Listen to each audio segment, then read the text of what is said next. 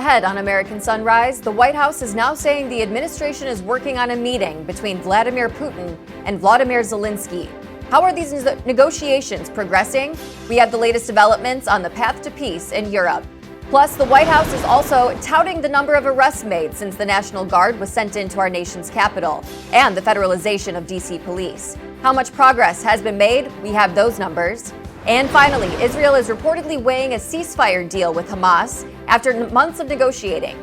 How will this play out? We have your preview and more as American Sunrise starts right now. Good morning, America. Welcome to American Sunrise. Whether it's culture, we have breaking news to share with you. Politics. President Trump is joining us live now from Florida. We've got you covered. This is what it looks like to be a patriot. We have to protect the American family. The American dream is still alive. I'm David Brody. I'm Terrence. And I'm Dr. Gina.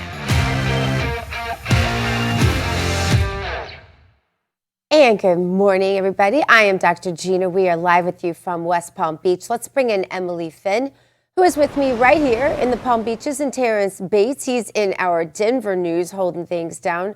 Good morning to both of you. Good morning, Dr. Gina. Excited for a great show today. Yeah, absolutely. Absolutely. Dr. Gina and Emily, good morning to both of you. Emily, you mentioned the potential peace deal that's being worked out between Israel and Hamas. In the meantime, Just the News is out with this headline, which says the White House says that Trump canceled Bedminster vacation in order to work on the Ukraine-Russia peace talks. And Dr. Gina, I think that really speaks to his commitment for peace, not just between Russia and Ukraine, but quite literally around the world. He has been working tirelessly to try to broker all of these peace deals in various hotspots. He's already been successful in about a half dozen and now working on the two major ones, the two that have the world's attention, being specifically Russia and Ukraine, as well as Israel and Hamas. Yeah, well, grace notwithstanding, we may need to have a little conversation about that. I'm sure someone is doing that probably as we speak. But yesterday he said that he was worried about his salvation and he wants to make sure he gets to heaven.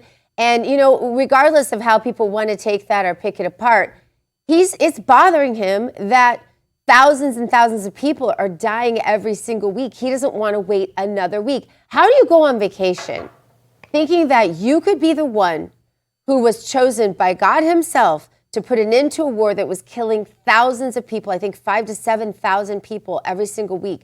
How do you go on vacation and think, what's another 7,000 lives? That's a lot of lives, Terrence and Emily, and I think it really is weighing on him. And I think you're right, Terrence. I think he said as much. He said he thinks that he wants to make it to heaven and he can't deal with the fact that another 7,000 people might die while he's gone. Emily. Hey, Emily, I want to kind of piggyback on what Dr. Gina has said. Do you see a changed Donald Trump even since the assassination attempt on his life way back? Is he a more spiritual person in your mind? Is he even closer to Christ? Is there a more spiritual Donald Trump that you're seeing? You know what, Terrence? I think, from the beginning, even in 2016, when he was running to become president, he has always had the absolute best intent for this country and for the world. A lot of people sit back and they don't want to participate and they don't want to do what they can to help. But he really answers that calling to help people all over through policy, through keeping people safe, and now through these deals that he's helping to negotiate, not only between Russia and Ukraine, but this agreement between Hamas and Israel has been months in the making. That's U.S. backed as well. So if his goal is to get to heaven, I think his efforts to bring peace throughout the world will definitely be something that St. Peter marks off in the good category for him. Dr. Gina, before you get to the Bible verse, I'd love to get your perspective since you know the president personally. Have you noticed kind of this increased spirituality maybe? There's no doubt. I wish that he more understood grace.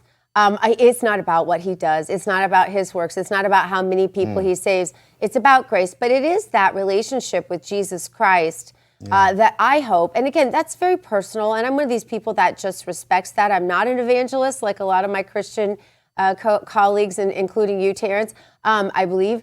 But I'm more of a Calvinist, and I believe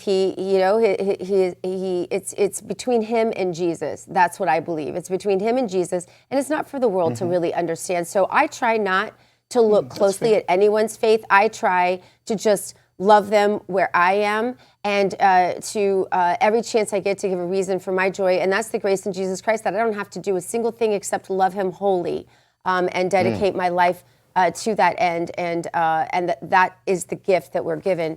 So hopefully he does understand that. And have I talked to him about it? Yes, I have a little bit. But when you say increased faith, there's no doubt he talks about God more since then. But again, I just don't think we as Christians can possibly understand the depth of what is relationship with the creator of the universe, right? And another person. That's for us to reflect on in ourselves. At least that's sort of just my own personal That's approach. fair. That's fair. Yeah. That's All right. fair. I thought it was an interesting conversation. When you brought that up, I was like, it triggered something in me. And I just thought it was an interesting conversation to kind of get into. Yeah, I'm sorry. You know, sometimes there are things that are said that just take me completely in a different route. So yeah, and things spiritual me, are sometimes so hard to, encapsulate, I think. But I hear you on that, Terrence. And I think we should all be praying for our president. Let's get to today's Bible verse. It's from James 4, verse 2. You lust and do not have. You murder and covet and cannot obtain. You fight and war, yet you do not have because you do not ask. Boy, that one's a hard one, I think, for a lot of people. But it is amazing to see it written right there. That's what the Bible says. We got to ask if we want to receive. The White House is now saying the administration is trying to help set up a meeting between Vladimir Putin and Zelensky. Take a look. Following the encouraging conversations yesterday, President Trump spoke with President Putin by phone, and he agreed to begin the next phase of the peace process, a meeting between President Putin and President Zelensky, which would be followed, if necessary, by a trilateral meeting between President Putin, President Zelensky, and President Trump. As the president said, Vice President Vance, Secretary Rubio, and Special Envoy Witkoff will continue to coordinate with Russia and Ukraine to make this happen as soon as possible. It's very important to remember that before President Trump's landslide victory last November, there was no end in sight to this bloodshed. Now there may finally be light at the end of the tunnel and an opportunity for lasting peace. That's because President Trump is the peace president, and American leadership is back on the world stage. It should not be lost on anyone in this room that world leaders are coming right here to Washington, D.C. for help. While previous presidents have traveled halfway around the world to apologize for America, President Trump stands up for America, and he has firmly restored America's status as the undisputed leader of the free world. For more, let's bring in RAV Chief White House correspondent Brian Glynn. Brian, I want to give you first a chance to reflect on Terrence's question, because I know it's burning in you to do so. So President Trump's spirituality, when you see him day in and day out, has there been a change? And, a lot of the people you work with saw him in the last administration. Is it marked and is it devout? And how personal is it? Yeah, I think, good morning. I do think he feels a little closer after the post-assassination by far. He's mentioned it more in his speeches, his faith, God, referenced Jesus. But I agree with, I do think that you can't outperform in order to get into heaven. I think this is, Jesus has already done that. He's always forgiven you for all your shortfalls, and you can't just check off accomplishments in order to get you into heaven. But I do feel like he wants to do what's right. Yes. And he wants to be the peacemaker. He said that several times before. So I think he's obviously doing all the right things. Let's just hope that, and I'm sure he has accepted Jesus as his Lord and Savior, and that is the only way, the only path through to heaven. Yes, Brian, certainly trying to keep the peace throughout the world and in D.C. as well. The White House is touting the success of the new plans in Washington, D.C. Here is White House Press Secretary Caroline Leavitt, what she had to say. Let's take a look. And I will just reiterate, 465 total arrests and counting since the start of this operation. I believe 11 or 12 days ago, I'll have to check the calendar, but those are pretty remarkable results. If not for this task force and their high level of coordination and the leadership of this president, there would have been 465 more violent criminals on the streets of this capital that you all live in every day. So I think we should all be very grateful for that. Brian, what are you noticing on the ground there in D.C.? Has there really been a difference? Oh, there's been a tremendous difference. Last night I was walking around near my apartment area, just had to go out and pick up a prescription from Walgreens, even met a National Guardsman from West Virginia that was deployed here. Carjackings are way down. Robberies are way down. any type of assault on just crime in general is way down already in the month of August. And I've got to say, you do see them on the street. You see less people just wandering around, people that you normally would just see sitting on the sidewalk or just hanging out on the corner. You no longer see that, so you can only assume that the National Guard's presence and the additional police on the ground has helped deter any type of future crimes. It's working, and I don't see how any other U.S. city would not want this in their town, because additional police presence absolutely works.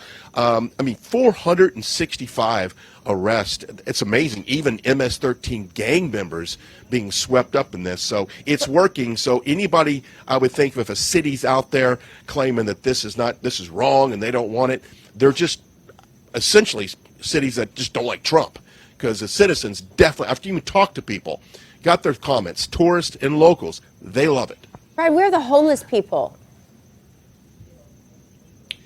Well, that's a great question, because some of those encampments that you typically would see just right outside the White House, they are no longer there.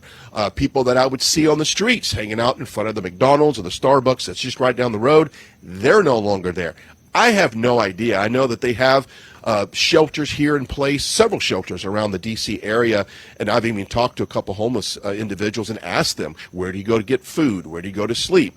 And they occasionally go there.